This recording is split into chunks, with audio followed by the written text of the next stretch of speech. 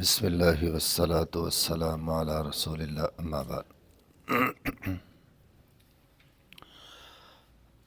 یہ صفحہ نمبر ہے 224، آیت نمبر ہے 101 اور 102۔ اعوذ باللہ من الشیطان الرجیم، بسم اللہ الرحمن الرحیم۔ یا ایہا الذین آمنوا لا تسألوا عن اشیاء ان تبد لکم تسؤکم وان تسألوا عنہا حین ینزل القرآن تبد لکم عفا اللہ عنہا واللہ غفور حلیم۔ قد سألها قوم من قبلکم ثم اصبحوا بها کافرین۔ یا ایہا الذین آمنوا، اے وہ لوگو جو ایمان لائے ہو، لا تسألوا عن اشیاء، ایسی چیزوں کے بارے میں سوال نہ کرو، ان تبد لکم تسؤکم، کہ اگر وہ تم پر ظاہر کر دی جائیں تمہیں برا لگے، وان تسألوا، اور یہ کہ تم سوال کرو عنہا، ان چیزوں کے بارے میں، حین ینزل القرآن، جبکہ قرآن اتارا جا رہا ہے، تبد لکم، وہ تم پر کھول دی جائیں گی، عفا اللہ عنہا، اللہ درگزر کرتا ہے ان سے، واللہ، اور اللہ غفور حلیم، بخشنے والا بردبار ہے۔ قد سألها، تحقیق سوال کیا تھا اس کے بارے میں، قوم، ایک قوم نے، من قبلکم، تم سے پہلے بھی، ثم اصبحوا بها کافرین، پھر وہ ہو گئے اس کے نتیجے پر انکار کرنے والے۔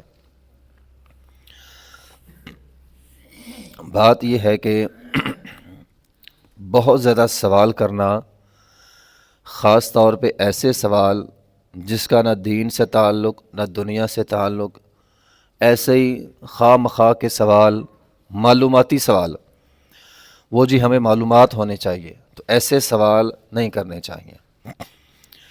اس آیت کا ایک خاص شان نزول بھی ہے۔ ابو موسیٰ اشعری رضی اللہ تعالیٰ عنہ فرماتے ہیں کہ نبی علیہ الصلوۃ والسلام ایک دفعہ تشریف فرما تھے، لوگوں نے آپ علیہ الصلوۃ والسلام سے سوال کرنے چاہے۔ نبی علیہ الصلوۃ والسلام جو عام سوال ہوتے تھے جس کا دین کے ساتھ تعلق نہیں ہوتا تھا، اس کے جواب نہیں دیتے تھے۔ لوگوں نے سوالوں کی کثرت شروع کر دی، بہت زیادہ پوچھنے شروع کر دی۔ آپ علیہ الصلوۃ والسلام نے برا محسوس کیا، حتیٰ کہ آپ علیہ الصلوۃ والسلام نے غصہ بھی کیا۔ جب آپ علیہ الصلوۃ والسلام نے غصہ کیا، صحابہ کرام ڈر گئے، صحابہ کرام نے رونا بھی شروع کر دیا۔ پھر ایک صحابی تھا، اس نے کہا اللہ کے رسول صلی اللہ علیہ وسلم، ہم یہ اس لیے پوچھتے ہیں، سوال ان کے یہ تھے کہ میرا باپ کون ہے، چونکہ دور جاہلیت تھی، زنا عام تھا، اب پتہ نہیں چلتا تھا کہ کون کس کا حقیقی باپ ہے۔ وہ کہنے لگا اللہ کے رسول، میں اس لیے پوچھتا ہوں، جب بھی میرا کسی کے ساتھ بحث ہوتی ہے، جھگڑا ہوتا ہے، وہ مجھے غیر باپ کا طعنہ دیتا ہے کہ تیرا باپ تو فلاں ہے، اب میں کیا کروں، مجھے بتلائیں میرا باپ کون ہے۔ تو اس طرح کے ان کے سوال تھے۔ ایک نے کہا اللہ کے رسول میرا باپ کون ہے، اس کا نام عبداللہ تھا، آپ نے فرمایا تیرا باپ حذیفہ ہے۔ آپ غصے میں آ گئے، آپ نے کہا اب پوچھو کیا کیا پوچھتے ہو، میں تمہارے ہر سوال کا جواب دوں گا۔ ایک کا نام سعد تھا، اس نے کہا جی میرے باپ کا نام کیا، آپ نے فرمایا سالم۔ جب اس طرح نبی علیہ الصلوۃ والسلام نے چند سوالوں کے جواب دے لیے، عمر بن خطاب رضی اللہ تعالیٰ عنہ نے نبی علیہ الصلوۃ والسلام کا غصہ دیکھا تو فوراً کہا اے اللہ ہم توبہ کرتے ہیں۔ تو اس پر یہ آیت جو ہے وہ اتری کہ تم اپنے باپ کے بارے میں نبی علیہ الصلوۃ والسلام سے پوچھ رہے ہو، اب اگر نبی علیہ الصلوۃ والسلام نے کسی ایسے شخص کا نام لے دیا جس کو تم اپنا باپ نہیں سمجھتے تو پھر تسؤہم، تمہیں برا لگے گا۔ قرآن اتر رہا ہے، حین ینزل القرآن تبد لکم، بھی جس پر پردہ ہے، نہیں پتہ کسی کو تمہارا باپ کون ہے، دور جاہلیت تھا، وہ پرانا دور ختم ہو گیا، اب تم مسلمان ہو گئے ہو، اب قریدنے کی ضرورت نہیں ہے کون کس کا باپ ہے، اب تم سارے مسلمان ہو، حقیقی مسلمان ہو، اس لیے یہ کام نہ کرو۔ تو اس پر یہ آیت جو ہے وہ اتری۔ تو انہی سوالوں میں ایک بندے نے یہ بھی کیا، اللہ کے رسول میرا باپ تو فوت ہو گیا، اب وہ کہاں گیا، جنت میں یا جہنم میں؟ آپ کو تو اللہ بتا دیتا ہے۔ تو نبی علیہ الصلوۃ والسلام نے فرمایا وہ جہنم میں کیا؟ اب وہ پریشان ہو گیا، پوچھنے کی ضرورت ہی نہیں ہے، کون کہاں گیا ہے مرنے کے بعد، یہ معاملہ تو اللہ کے پاس ہے۔ ایک حدیث میں ہے نبی علیہ الصلوۃ والسلام نے فرمایا بے فائدہ باتیں کرنا، بے فائدہ باتیں جن کا کوئی مقصد نہیں ہے، زیادہ سوال کرنا، مال کو ضائع کرنا، اور اپنے والدین کو تنگ کرنا، لڑکیوں کو زندہ درگوز کرنا، اور دوسروں کا حق دبانا، فرمایا ساری چیزیں منع ہیں۔ آپ کسی کا حق دبائیں، کسی کو تنگ کریں، لا یعنی سوال کریں، بے مقصد باتیں کریں، ٹھیک ہے نا۔ وَكُنَّا نَخُوضُ مَعَ الْخَائِضِينَ، سورہ مدثر کے اندر آتا ہے وہ جہنم میں کیوں گئے، جہنمیوں سے سوال ہوگا جہنم میں کیوں آئے ہو، وہ کہیں گے وَكُنَّا نَخُوضُ مَعَ الْخَائِضِينَ، ہم فضول گپے مارنے والوں کے ساتھ بیٹھے رہتے تھے، یہ ہمارا جرم تھا۔ تو فضول باتیں کرنا، لا یعنی باتیں کرنا، بے مقصد باتیں کرنا، یہ انسان کو آہستہ آہستہ جہنم کی طرف لے جاتے ہیں۔ نبی علیہ الصلوۃ والسلام تشریف فرما تھے، ایک سائل آ گیا، اس نے سوال کیا اللہ کے رسول حج فرض ہے؟ فرمایا ہاں فرض ہے۔ کیا ہر سال فرض ہے؟ آپ علیہ الصلوۃ والسلام نے چہرہ پھیر لیا، پھر وہ دوسری طرف آ گیا، اور جی میں نے پوچھا جی ہر سال فرض ہے؟ آپ علیہ الصلوۃ والسلام نے فرمایا جب میں خاموش ہوں تو بھی خاموش ہو جا، اگر میں ہاں کہہ دوں تو پھر ہر سال فرض ہو جائے، فرض کہہ دیا بس ٹھیک ہے، ایک دفعہ کرو بس ٹھیک ہے، اب بار بار پوچھ رہا ہے ہر سال فرض ہے، تو اگر میں نے ہاں کہہ دی۔ سعد بن ابی وقاص رضی اللہ تعالیٰ فرماتے ہیں سب سے بڑا گناہگار وہ بندہ ہے کہ ایک چیز حلال تھی، اس کے سوال پر حرام ہو گئی، اس نے اتنا کرید کر سوال کیا، قرآن اتر رہا تھا، شریعت آ رہی تھی، وہ حرام ہو گئی۔ ایک حدیث میں ہے نبی علیہ الصلوۃ والسلام نے فرمایا جس چیز کو میں چھوڑ دوں، جس کا میں ذکر نہ کروں، تم بھی ذکر نہ کرو، تم سے پہلی قومیں زیادہ سوال کرنے کی وجہ سے تباہ ہو گئی۔ ایک حدیث میں ہے نبی علیہ الصلوۃ والسلام نے فرمایا کچھ فرائض ہیں ان کو کر لو، کچھ حرام ہے ان کے قریب نہ جاؤ، کچھ حدود ہے تجاوز نہ کرو، اور جس چیز کے متعلق میں خاموش رہوں اسے قریدو مت۔ اچھا ہمارے ہاں لوگ قریدتے بہت ہیں۔ مثال کے طور پر ایک بندہ پریشان آیا، مولوی صاحب کیا کروں؟ مولوی صاحب نے کہہ دیا ابھی استغفار کرو، قرآن کہتا ہے نا استغفار کرنے سے مسائل حل ہوتے، مولوی صاحب کتنی بار کروں؟ وہ جو حدیث میں ہے نبی علیہ الصلوۃ والسلام، مولوی صاحب کہتے ہیں حدیث میں ہے نبی علیہ الصلوۃ والسلام 100 مرتبہ ایک مجلس میں کرتے تھے، ٹھیک ہے جی 100 صبح شام کروں؟ اب وہ کیا کہے صبح شام نہیں کرنا؟ جی کرو جی صبح شام کرو۔ کہ ہر نماز کے بعد 100 مرتبہ پڑھوں؟ جی ہر نماز کے بعد پڑھ لو۔ اگر میں نے 100 مرتبہ سے زیادہ پڑھ لیا تو اب یہ قرید رہا ہے، قریدنے کی ضرورت ہی نہیں ہے۔ جب حکم ہے استغفار کرو، اللہ پریشانیاں دور کرے گا، جب موقع ملے کرتے رہو۔ اب وہ پوچھ پر کر خود پر پابندیاں لگوا رہا ہے، اس کو قریدنا کہتے ہیں۔ تو کسی بھی چیز کو قریدنا نہیں چاہیے، جس کے بارے میں فرمایا عام حکم ہے میں خاموش رہوں تم بھی خاموش رہو، ایک عام حکم ہے استغفار کرو بس کرو جی، اسے قریدو نہیں، بحث نہ کرو۔